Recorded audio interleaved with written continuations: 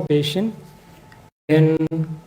tirada waxa laga yaabaa tirada inay tahay tiro oo maaragtay sax waa incidence oo sax oo jira oo inay badan tahay si sax ah incidence esophagus cancer waxa laga yaabaa in diagnosis uu maaragtay detectionka ama maaragtay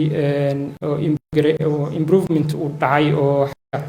endoscopy ayada laftirkeeda keeni karto in daatada esophagus ay high tahay oo numberka esophagus oo very high yahay waxaa maaragtay u baahan in research laga sameeyo arrintaas haddii la fiiriyo xataa demographically region u badan tahay cases u badnaayeen haddii si loo fiiriyana wuxuu u sii badnaayeen femaleska marka haddii la yiraahdo esophaguska typekiisa squamous cell carcinoma u sii badnaa haddii la leeyahay wuxuu la xiriiraa tobacco iyo maaragtay smoking female inuu usii bato xoogaa su-aala ka taagan marka waa area research u baahan sida noo muuqata thyroidka ku xigay waa second most u ahaa oo 71 beesh oo thyroid maaragtay carcinoma ah ay u badnaan papillary thyroid cancer papillary thyroid cancer-ka inta badan waxaa cause radiation-ka sida u badiyaan marka ayadkeeda waxyaabaha lagu badiyay in la isweydiiyo way fiican tahay waxyaabaha laftirkeeda ka caawiya naga caawiya in thyroidka incidence-keeda ama cases ay badan yihiin waxa laga yaabaa accessibility laftirkeeda inay tahay thyroidka in fine needle aspiration fara badan hadda aan sameeyno ay noo sahlanaatay ayadkeeda waxa laga yaabaa in sababaha ay ka mid tahay iyo thyroidka ay badan tahay breastia ku xiga female most cancer-ka female thyroidka breastiga sidoo kale breastiga hadda sidii maaragtay ay wadamada kale la sheego breast number 1 waa hadda professorka maxamed in breastiga aad u badan yahay waxaa laga yaabaa in saxa ay u breast guud ahaan u badan yahay oo anaga hadda pathologist ahaan aan u arkin cases fara badan oo ay maaragtay ay cases badan la misgareynayo gaar ahaan xagga clinically waxaan isdhehaynay mammography-ga iyo waxyaabo badan hadda kole discussion-ka soo geli doono ka caawinaya jira early detection breastiga loo sameeyo waxaa laga yaabaa in culays xaggaas ka jiro caruurta markii laga hadlo leukemia-da ah caseska ugu badan oo lagu arko oo maaragtay gaar ahaan acute lymphoblastic leukemia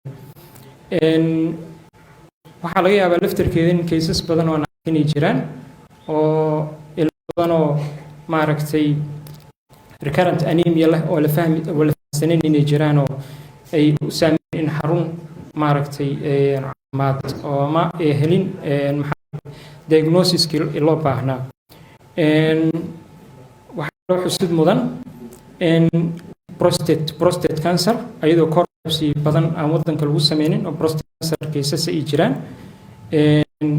adduunkana prostate cancer kaalinta uu galaa inta badan male haddii laga hadlana prostate aad ugu badan yahay prostate cancer waxaa jira sidoo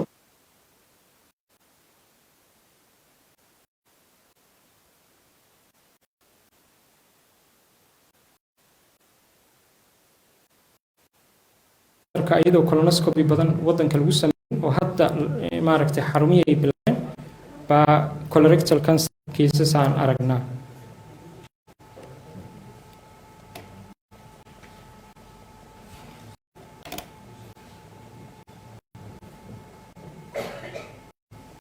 waxaa kaloo jira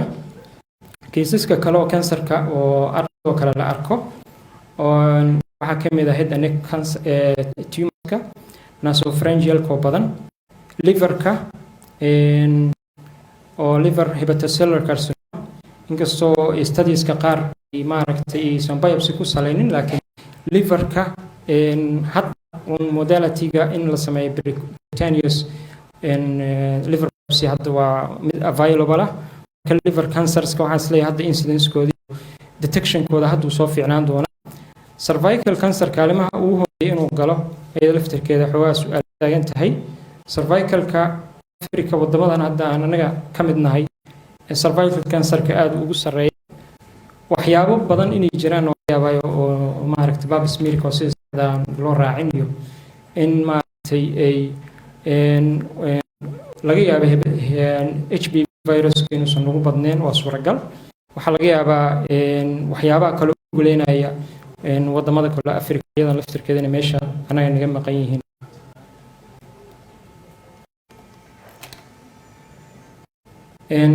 datadan waa datadii Globcon maaragtay oo ah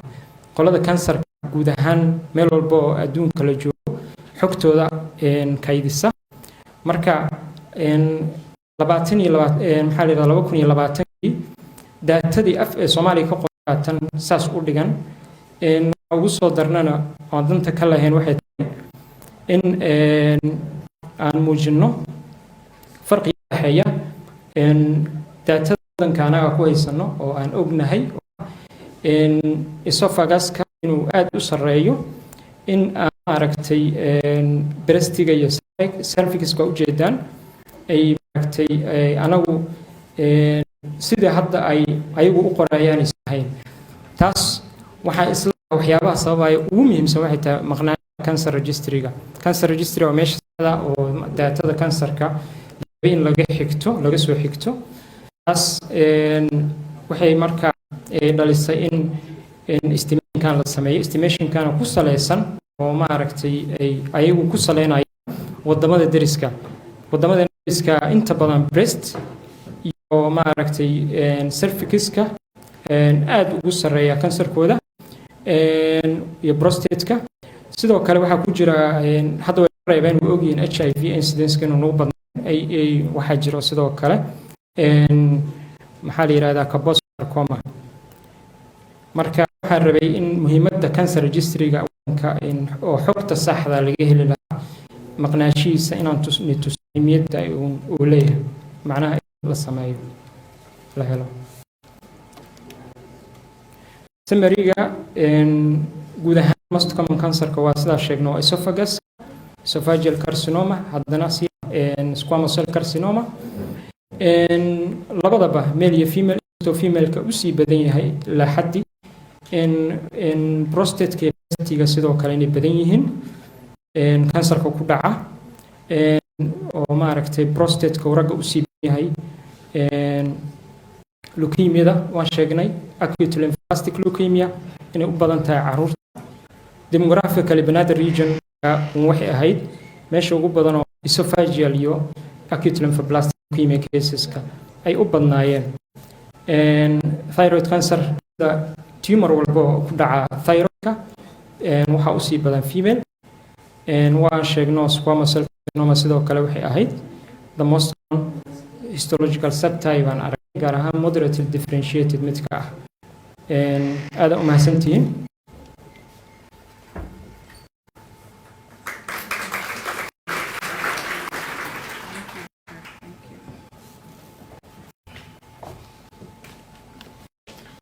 aad iyo aad ayuu u mahadsan yahay Dr. Hussein oo barnaamijkiisa noogu soo jeediyay inta badan daato iyo statistical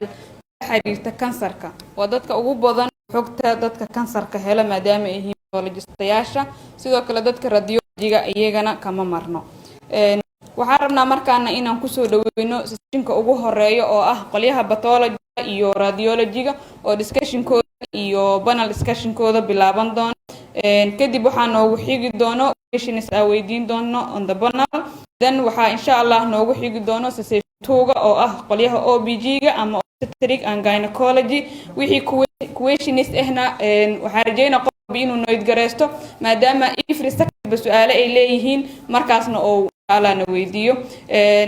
maadaama sectionada aan mid walba gooni wixii pathology quseeyana inta badan waxaan isleenahay ugu muhiimsan yihiin anaga ma ku weydiin doono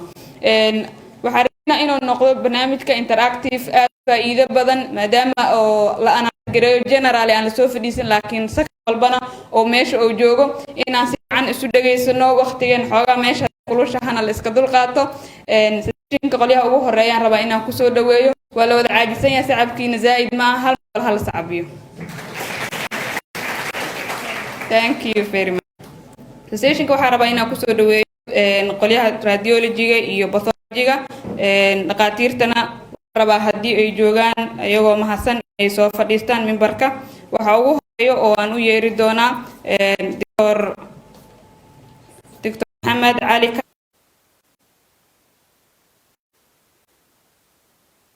consultant pathologist. sidoo kale waxaan rabnaa in yeerno Dr. Cabdullaahi Xasan Dr. Macquul oo ah MD radiologist. aad iyo aad ay u mahadsantihiin. insha Allah mid ayaan ugu soo dhaweey doonaa oo marka koowaad ku soo dhawaado kadibna waxaan heli doonaa panel questions keeni iyo su'aalihii aan ugu talagalnay inaan panelka weydiino.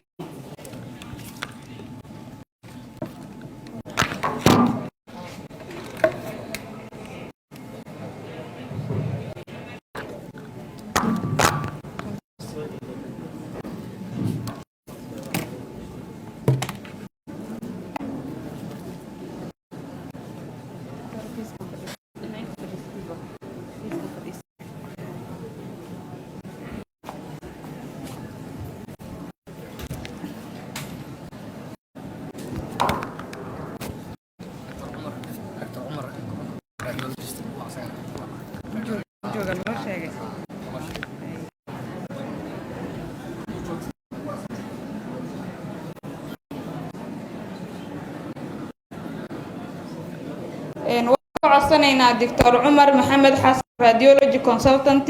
inuu nagu biiro haddii uu joogo.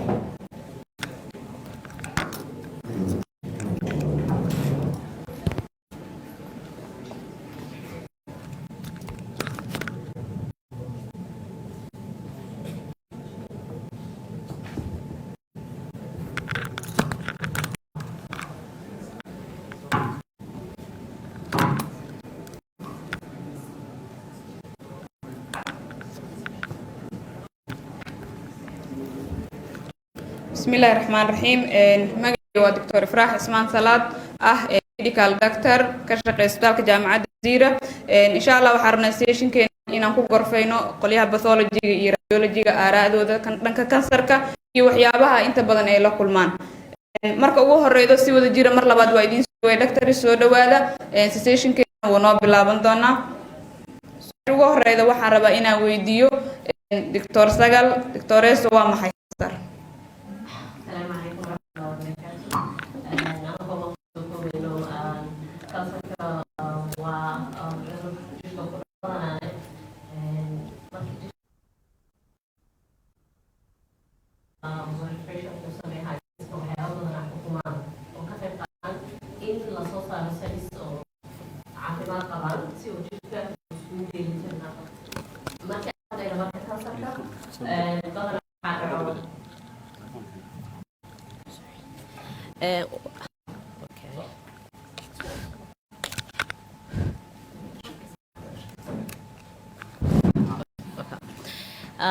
waxaa dhacay sistamadaas kala duwan oo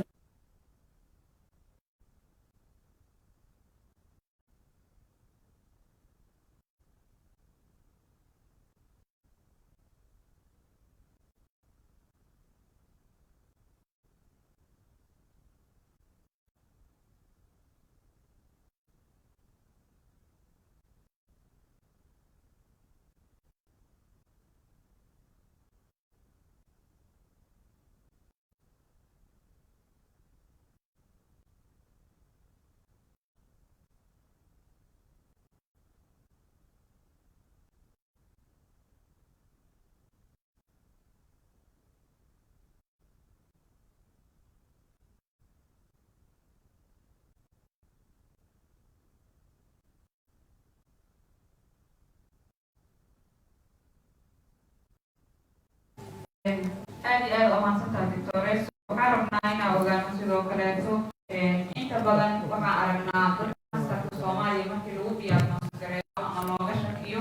in dad qaar ay dhahaan ma haysano wax kansarka aan ku baarno ama ku ogaano oo dibadda la aado. Dr. Kaahiye maxaan haysanaa oo ku ogaan karnaa ama se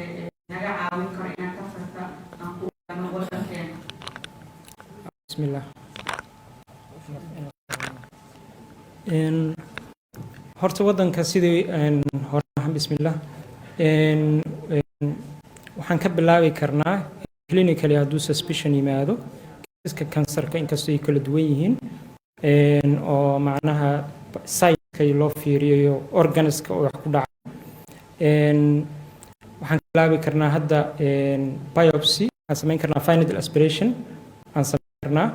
waxaan samayn karnaa incisional biopsies oo histology lagu ogaan karo kuwaas waa diagnostic waxa kale oo sidoo kale jira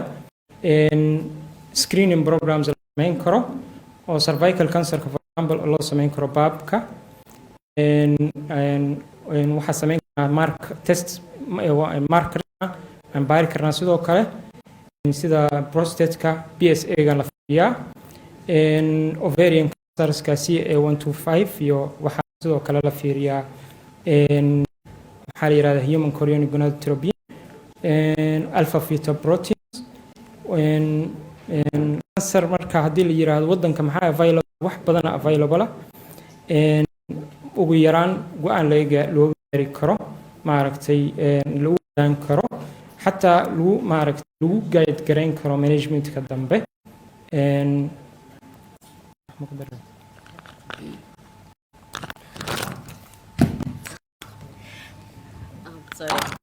waxaan ku darayaa ka sokow intaas waxyaabo kaleeto oo la samayn karo way jiraan ay ka mid tahay kansarada qaar sida basigoo kaleeto waxay u baahan yihiin si treatmentiga iyo managementiga loogu sameeyo in la ogaado hormonal receptorskooda positive mise negative so waxaa la samayn karaa wax loo yaqaano immunohistochemistry oo naga caawin karto in aan ogaano hormonal status ay leedahay femalekaas xataa oo jiro tumarada oo soft tissue tumorska most of the time way isku wada eg yihiin so managementkoodan way kala duwan yihiin ayaga waxaan fici lahaa immunoska waa si exactly loo ogaado which type of soft tissue tumors in la ogaado caalanka hadda laakiin meesha uu marayo waxaa molecular diagnosis in la sameeyo oo lasii ogaado qofkan genetical ahaan problemka meesha uu ka jiro then meeshaas la isku dayo in daawooyin saxa lagu siiyo oo targeted therapy ah taas lagu bilaabo so limit weli maynan gaarin laakiin at least immunoska xallin karna hadduu ilaahidmo sidoo kale maaragtay waxaa jirta breastiga hadda inta breast cancerka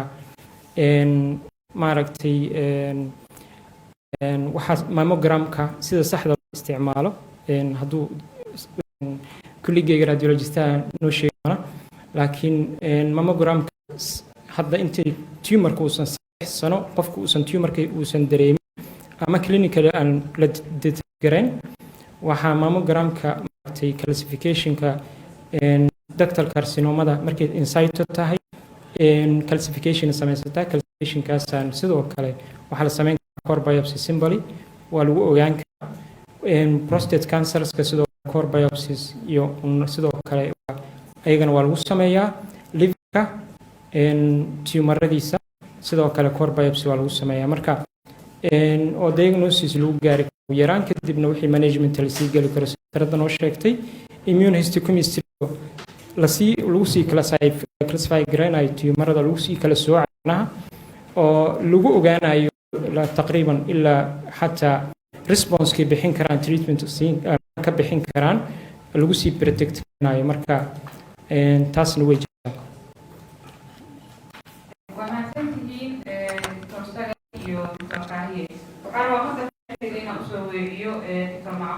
maadaama ay ka hadleen qaybtii ku aadeen pathology-ga iyo neurology-ga diagnostic tool iyo screening-ka ay haystaan qolyihiina radiology-ga adidkana unhaanti aad haysataan oo laga caawinayo diagnostic way oo bismillaah dhammaan waa inta meeshaan kasoo qayb gashay khaasatan waxaan sharaf ahaan aan u salaamayaa isbitaalkii soo qaban qaabiyey madashaan sharafta leh haddaan u galo dhanka radiology-ga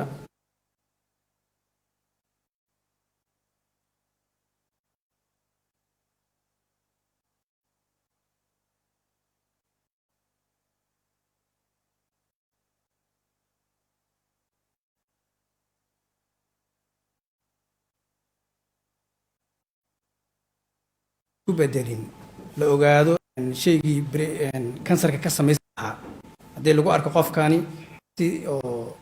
noogu sahlanaato daaweyntiisa qofkan iyo resultiga dambe oo ka imaan doono marka waxyaalaha hadda laga dhawaajiyo waxaa kamid ah oo screeningka caan ku ah mammographiga oo bristiga ah hadda waxaan filaa waddanka ma yaallo laakiin in la keenaan rajaynayna hadmo marka waxyaalaha ugu muhiimsan mid yahay oo screeningka lagu sameeyo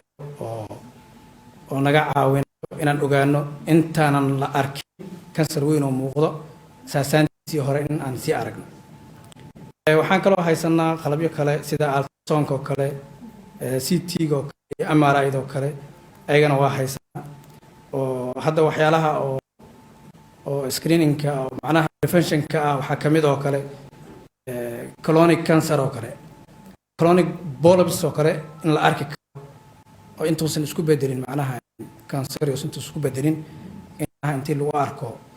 screeningka qofkii kadib leeyahay markaas ay sanaanayso daaweyntiisii iyo ay sanaanayso marka waddankeena hadda waxyaalaha markii laga hadlaayo ultrasoundkaas iyo CT-gaas iyo MRI-gaas noo yaallo X-ray noo yaalla ayagana oo kansariska aan ku baarna marka waxaan rabaa inaan ku noqdo Dr. Sagal Dictoreso waxaan ka hadasheen inaan aragtiin kiisas sidoo kaleetana aan haysatiin diagnostic tools iyo screening badan ma jirtaa cancer register amase record aad haysatiin ama database oo aad xogtooda ku aruurisaan horta dalka xarumo badan oo kala duwanaa ka jiro oo baaro kansarka cancer registry oo wada dhexeeyo oo aruurinayo oo daatadaas malaha laakiin xarunkaas daatada of course way haysaa ay diagnose garayso kaliya waxaan u baahanahay in either dowladda association maybe pathology in ay isku tagaan xogtaas aruuriyaan markaasna waxaa soo baxayso daato sax oo cad because daatada for haddee noogu jirta global cancer daato saxan ma ahan soo noo sheegaa doctor Kaahiye waxaa uu breast emailku uu koreeyay ragana prostate daata saxana ma ahan cervicalkan waa ahaa although biopsiska iyo waxaan aragnay aanan karun sheegaynin haddeer inkastoo ratekeenan uu zaaid u yaryahay maybe ay ka qayb qaadanayso so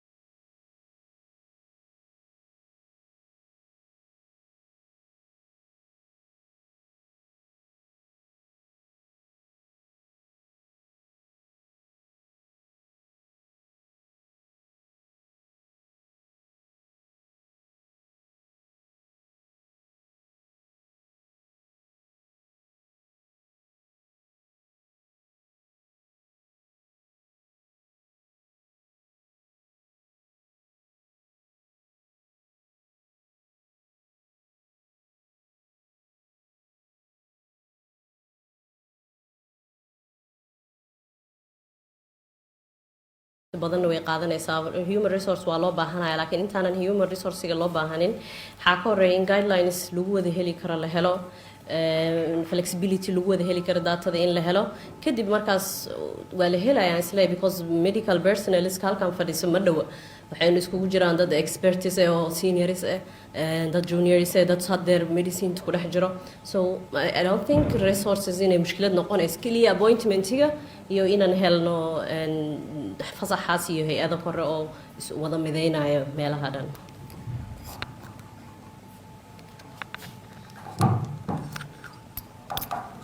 intii tirasada ay sheegtay wax gaar ah ma ku daraayo. Human resource-ka mar walba culays badan ma lahan, laakiin waxay u baahan tahay policy in loo dejiyo. intii aan la qabaa dhakhtaradda.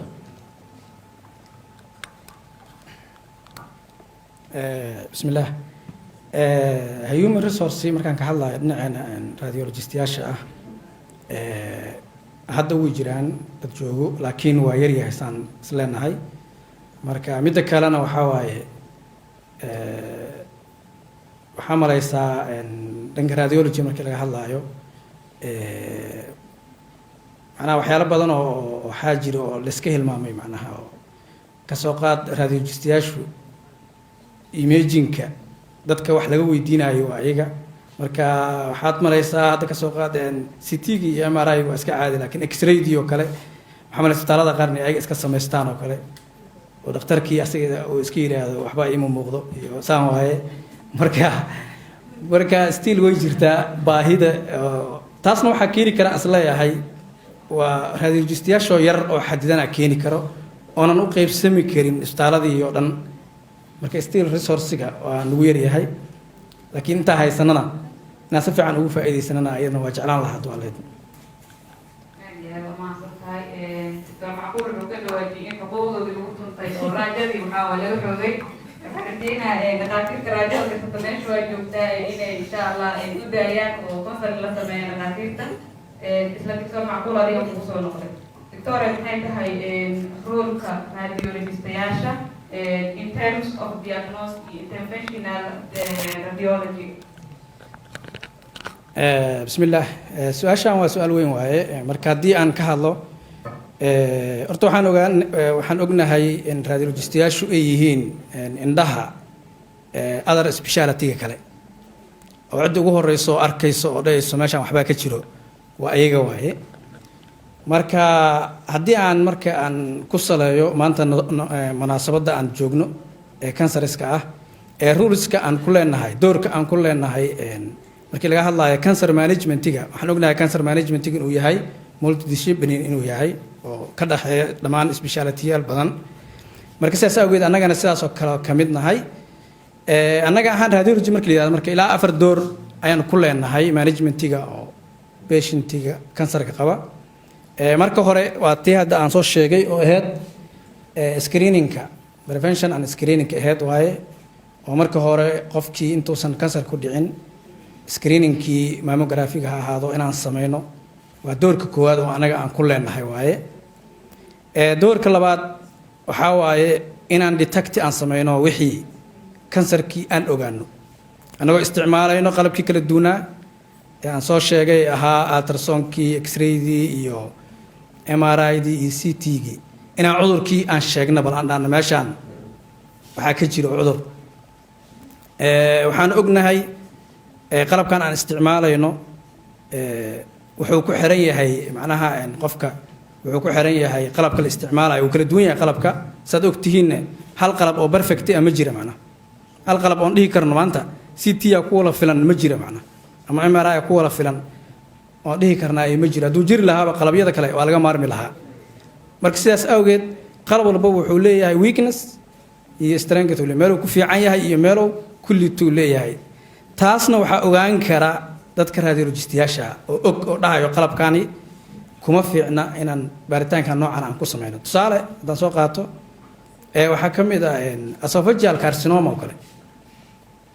stageyada hore oo kale ma sheegi kara CT. marka just CT haddaa usoo dirsato qofaa kaga shakaysa esophageal carcinoma ee aan noo soo dirto, haddaan ku dhahno waa negative, macnaheedu maaha cudurkii ma qabo. macnaha xilligii uu dareemi lahaa CT-ga lama gaarin waa weli marka waxaa kaga fiican endoscopic ultrasound oo kale marka waxaan rajaynayaa marka inaan message-kii meesha aan ku sii daro oo ah inay dhaqaatiirtu ay consultation ay soo weydiistaan haddii qof kaga shakiyaan inuu carcinoma qabo which technique oo suitable u ah macna kee aan saari karaa oo ku habboon anagoo mar kastaba eegayno patientiga maadaama cost badan uu ku baxaayo markan aan saarna kan aan saarna hadaa dhahno midda saddaan ka gudbo aragtida ah haddana markaan aragno waxaan u baahannahay inaan staging aan u samayno kansarkii marka qolada stagingka u samaynayso haddana waa radiologistayaashii waaye oo dhahayo cudurkii waxaa waay meeshiisuu ku eg yahay maye wuu gudbay oo wuu faafay anagoo haddana u isticmaalayno different technique qalabkii aan soo sheegay oo kale oo qalab walbaba meel uu ku fiican yahay stagingkii haddaan ka gudbo weli waan daba soconnaa geeskii treatmentiga marka la yimaadana haddana doorisaan ku leenahay oo waxaa ka mid ah monitoring inaan samayno tusaale qofkii kansarkii waa lagu sheegay stagingkii waxaa la yidhi ama ha la gooyo ama ha la daaweeyo treatment ha la siiyo then inaan monitoring samayno war kiiskii ma ka raystay maxaa dhacayo regression ma dhacayo wixii ma yaraadeen mase daawadii waxba ma aysan ku tarin macna recurrence ma sameey haddana waxaana dadkii monitoring ku samayn lahaa daawadii dadka la siinayo haddana dhanka kale haddana waxaa radiologistayaashu dhanka kale oo treatmentii marka aan kasii hadlo ayagaa door weyn ka qaato daawooyinka qaar intii lagu interventional intii lagu samayn lahaa qofkaan big surgery oo kale intii lagu samayn lahaa surgeryga aga raali ahaadaan haddaan soo galay kasoo qaad haddii oo qofkaan liver abscess kale oo qabo kale intii aan qali lahayn oo qofkaan qalin aan ku samayn lahayn oo big surgery oo mari lahaa waxaa ku filan macnaha keliya needle aan isticmaalno annagoo guiding samaynayno oo ama ultrasound aan isticmaalno ama CT aan isticmaalo taasaa ku filan macnaha oo qofkina si sahlan uu ku bogsanayo marka taasna therapygaasna qaybaan kana dooraan ku leenahay waxaa kaloo door ku leenahay oo weli ah follow up qofkii markii treatment aan samaynay oo daawadii uu qaatay oo waa ka raystay la dhaho then markuu istaalkii ka baxo waa inaan follow up ku samaynaa bil kasta ha noqoto 6 bilood kadib ha noqoto qofkii cudurkii ma ku soo laabtay mise kuma soo laabtay doorkaasna haddana waxaa iska leh radiology marka waxaan isleeyahay radiology mar kasta waa indhaha dhaqaatiirta marka intaasaan ugu baxayaa maasantiin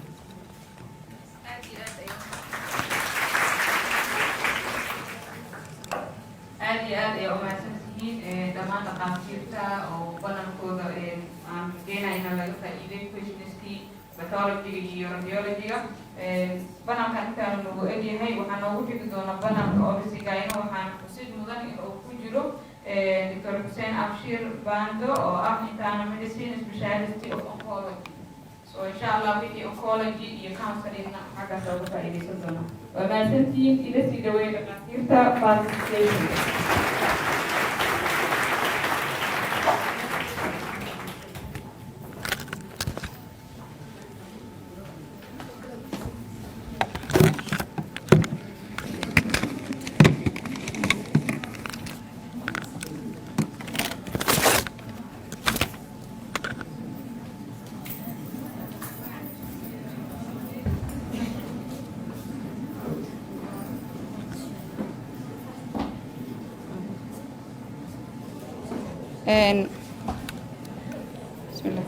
waxaan rabaa inaan soo dhaweyno banalka labaad obstetric and gynecology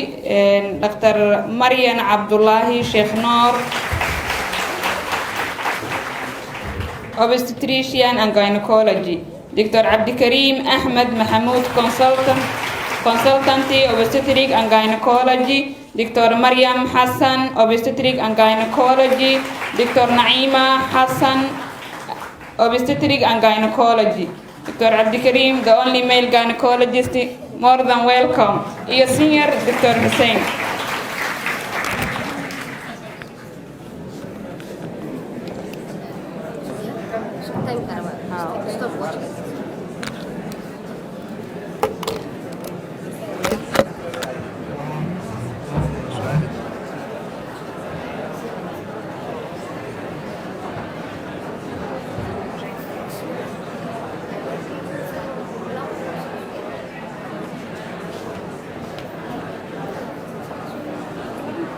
specified su'aalaha do not specify su'aalaha specific nooga dhigan wax yar raalli ahaada waxaan rabnaa in aan bilowno banalka labaad obstetric and gynecology waxaa moderate garay doono Dr. Naima aan wada aamusno kana faa'iideysano. السلام عليكم ورحمة الله وبركاته. لبعض الأسئلة مقعي والدراسة معك حسن أهلا دكتور سبيشاليست أوبستيتريك جاينيكولوجي فأنا مقالقرة إسبيتال جامعة الجزيرة. ما أنا قرايا مودريتور سيبقى وحاليها ودخلت سبيشاليست وزين دونه. أوكي. إن شاء الله سؤالها مركز كذب وحرجينا شني 8 دقيقة إنا قاضنا. wixii 15 ka dambeeyo waxa u fureena su'aalaha floorka in markaas wareystaan dhaqaatiirta insha Allah wixii su'aalo qabo marka brief second waxa siina 2 minutes introduction inay siiyaan wixii dheeraad ah oo hadda magacooda bas la sheegay laakiin waxa jeclaan lahaa dhaqaatiirta insha Allah inta ka bilowdo Dr. Mariam meesha goobtii ka shaqeeyaan experience kooda iyo magacooda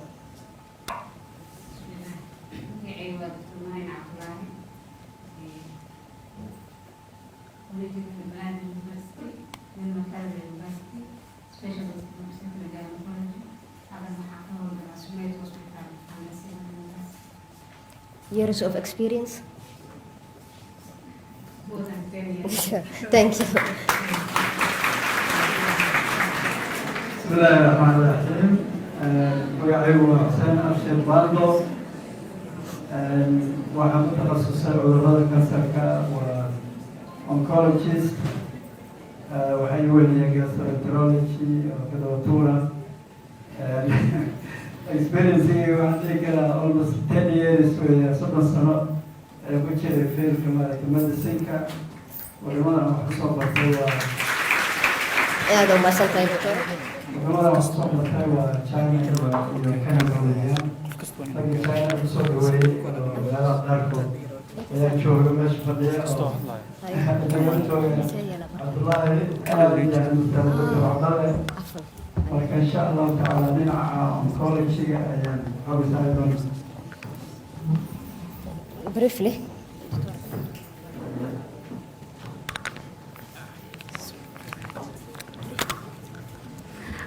بسم الله السلام عليكم ورحمة الله وبركاته مقعي ودكتور مريم حسن علي كبحدة جامعة بنادر سميسي obstetric gynecology from Uganda especially in Ibrahim University هذا وحن كل كلا إسبتال كهوية دلان كبنادر hospital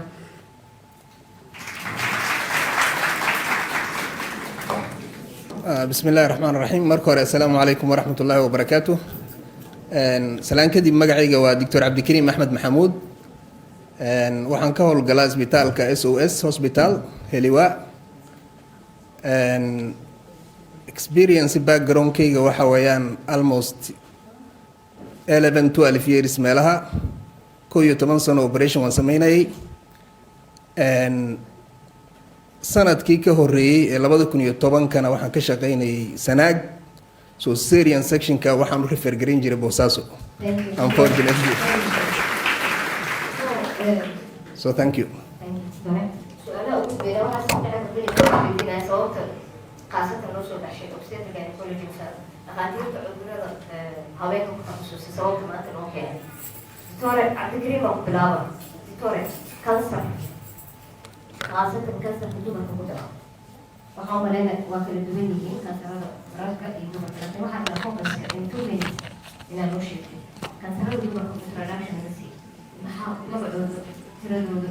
inaa incidentka noo sheegtay mise prevalence Okay, thank you. aad iyo aad u mahadsantahay Dr. Naima waxa weeyaan kansarka dumarka ku dhaca kansarada dumarka ku dhaca markaan dhahno way badan yihiin balse gynecological cancers markii la yiraahdo maxaan ku raahdaa waxay noqonayaan kansaro kooban waxa ugu badan aan dhihi karnaa kansarka ku dhaca cervix-ka so cervical cancer-ka maxaan ku raahdaa adduunyada kale waxaa moodaa somehow inay weli maaska garaynayaan laakiin afrikada waxa ugu badan kansarka ku dhaca cervix-ka by the way markii la yiraahdo gynecological cancerska laakiin dunida kale markay report garaynayaan waxaad moodaa inay ka sheekeynayaan endometrial cancer wuu jiraa endometrial cancer lama inkiri karo laakiin maxaan ku rahdaa waxaa kasii badan cervical cancerka.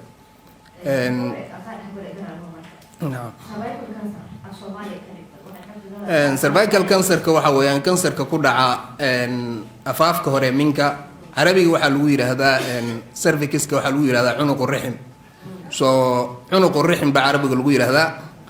So cunuq markii la yiraahdo waxay noqonaysaa dhuunta ama qoorta ama something like that. So qoortii maxaan ku rahdaa hadda waxaa laga yaabaa tiimamkan kale inay ka sheekeeyaan cervical cancer iyo something like that. So qoorta ama cervical cancerka magacu wuxuu ka yimaaday xaggaasi.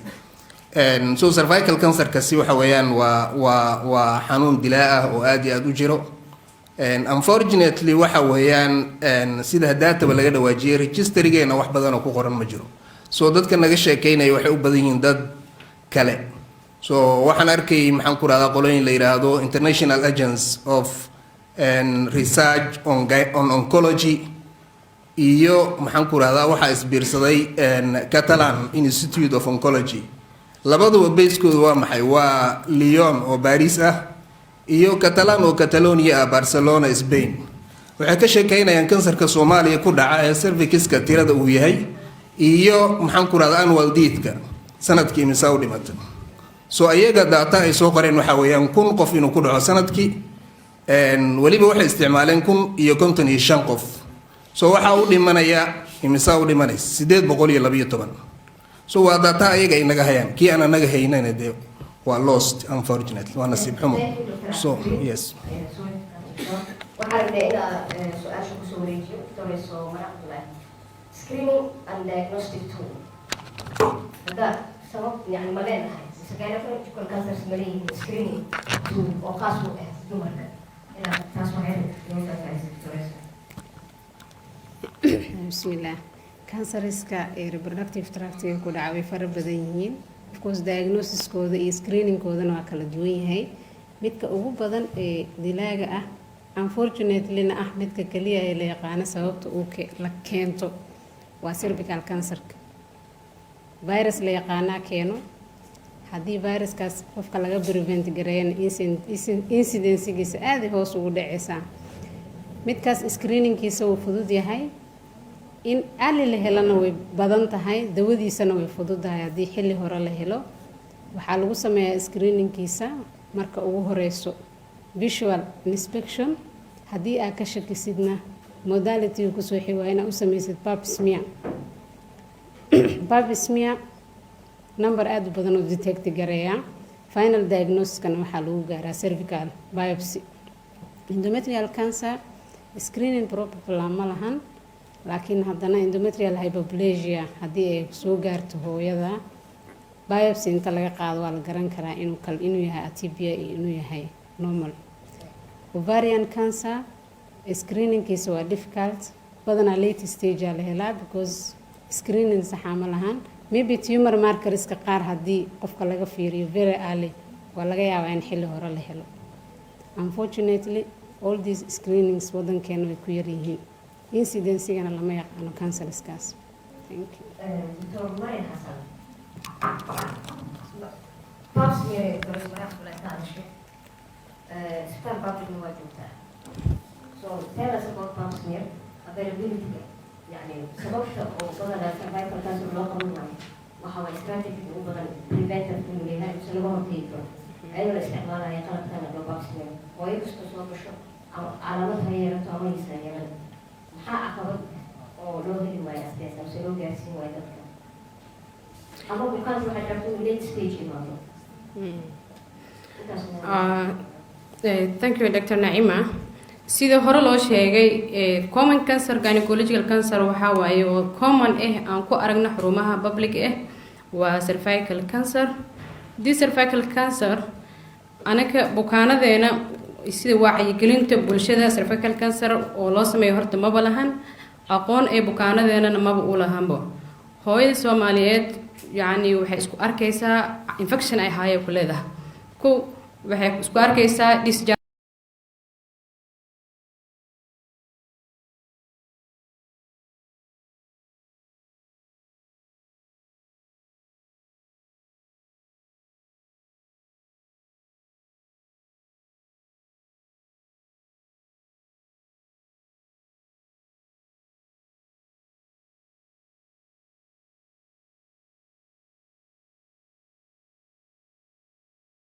waxay iskaga qaadanaan just infection antibiotic qofku iska qora hooyada waa la iska diraa that means hooyada haddaadan si fiican u fiirin examination aa u sameyn sbaculum examination aa u sameynin hooyada waxba muu sameyn that means haddaa markaas aa u sameyn lahayn early detection aa dhakhtarkii sameyn lahay laakiin hooyadaas waxay u tegaysaa yani hooyooyinka dadka gubayaan waxay ku leeyihiin minka afka waxbaa kaaga yaalo hooyada waa la gubaa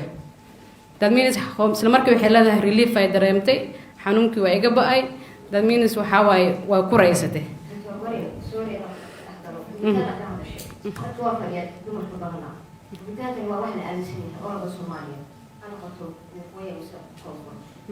maxaa ka dhehaysin haddaad si dhakhaatiirtii ku takhasus cudurada haweenka wax jiro miya mise waa wax oo prior before medicine jiray oo hadda still dhakhaatiirta dhalinyarada ku dhaqmayo qof walba oo ku imaaday klinika la soo gaaro waa qof at least soo maray marka soo guday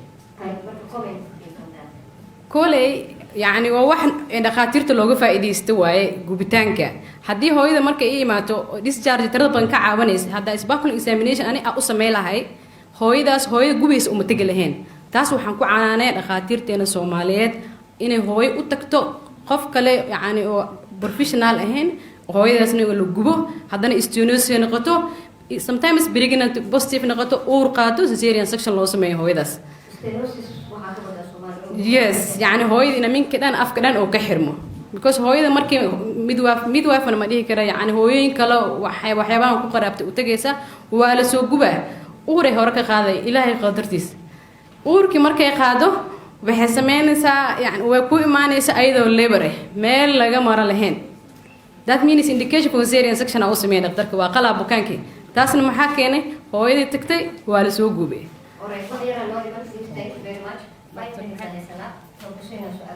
waxaan rabaa inaan wax yar ku daro bointigaas maxaan ku rahdaa gubitaanka marka hore waxaa weeyaan dhakhaatiirta ayagaa fitnada abuuray marka hore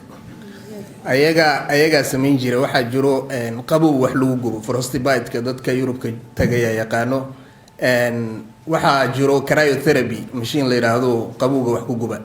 so gubitaankii maxaan ku rahdaa waxaa loo bedelay in kuleel wax lagu gubo so originally meeshaasuu ka yimaaday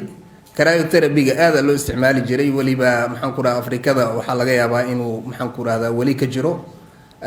maybe soomaaliya gudaheeda xitaa waxaan umalaynaa isbitaaladeena qeybo kamid inuu cryotherapy-ga yaalo laakiin cryotherapy-ga waxaa looga tagay wax kale maaha tishua markii la gubo lagama heli karo histopathology wuxuu yahayna lama ogaa karayo sidaa awgeed cryotherapy-ga maxaan ku rahdaa waxaa ka fiican in liib la sameeyo oo loop electrical excision procedure cad lagu qaado markaas histopathology loo diro wuxuu yahay la ogaado ka dambana managementiga sida ku yimaado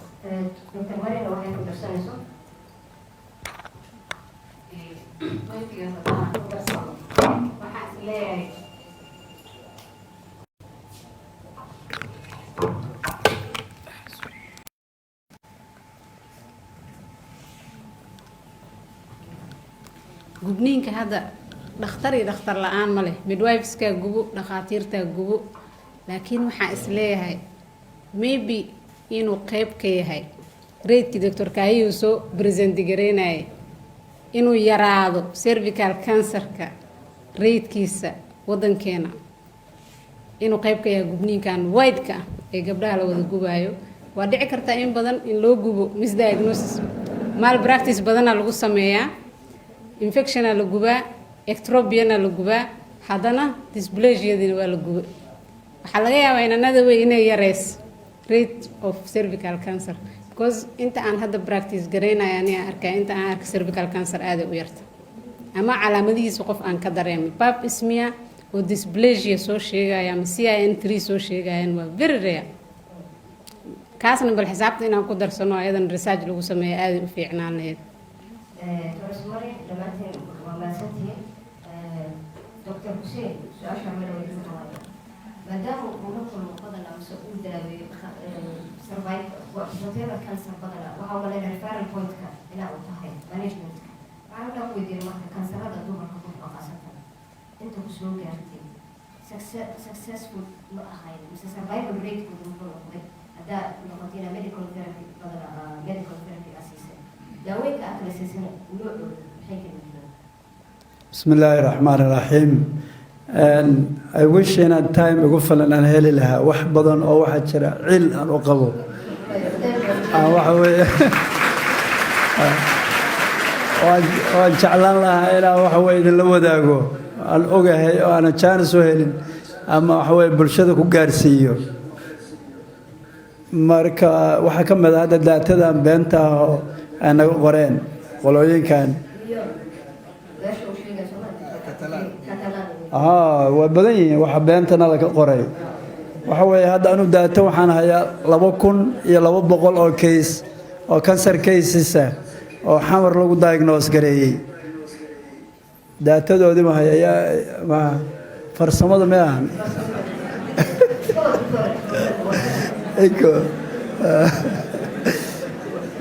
marka 2,200 oo case haddaad fiiriso waxa ay naga qoreen adduunku wax ka jira ma jiraan daatadoodu total waa been breast cancer baa number 1 ay yiraahdeen wax jira maahan waxa weeye sida Dr. Maxamed Yuusuf iyo dhakhaatiirta kaleba ay ka dhawaajiyeen walaalaha pathology ay ka dhawaajiyeen number 1 cancer waxa esophageal carcinoma both waxa weeye male and female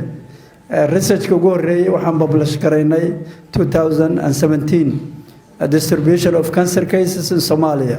qof kasta uu access garayn kara articlekaas seminars in oncology ayaa lagu publish gareeyay hadda waxa weeye waxaan dhamaystirnay jaamacatul arab ayaa waxa laga qorayaa cancer care in the Arab League book ayaa soo baxay mar dhow oo la publish garaynayo oo dhammaan wadamada carabta xaaladda kansarka waxa weeye looga hadlayo aniga waxa la siiyay chapterkii Soomaaliya ka hadlayay ما شاء الله إلهي وإيفذي إلهي وإيفذي ودميستر أسوأ سقروح بدن أو داتا local كاكو بيس كريسن أيام مارت تايتل كيسونو يهي cancer care in Somalia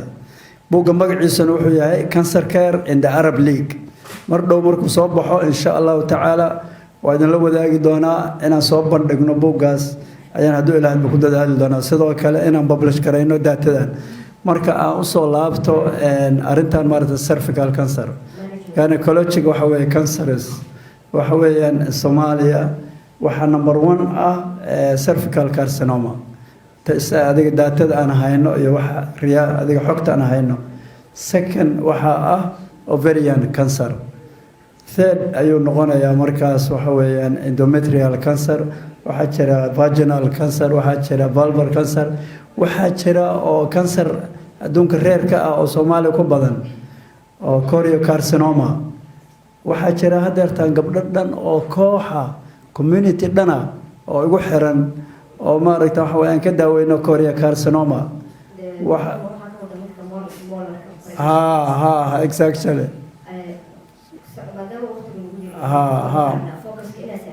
cervical cancer management is ما شاء الله unfortunately dhibaatadana haysata waxay tahay caseska soo gaaraya cervical cancer waa advanced stage way advanced stage waxa kaliya oo sameyn kartid waxa palliative care waa inta badan caseska soo gaaraya already waxa weeye stage 3 stage 4 weeyaan marka waxa late stage oo imaanayaan horta wacyi ma jiro dadka waxa weeye vaginal bleeding asagoo jira maamadii ama gabadhii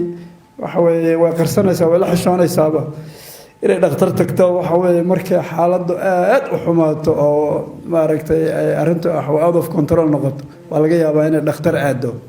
marka waxa weeye taasaan aniga hadda u ciladaynayaa WH World Health Organization ka guideline bay u dejisay approachka cervical carcinoma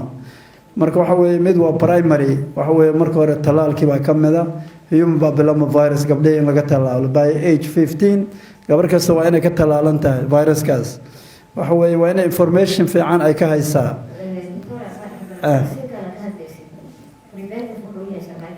waa barag صح وي صح وي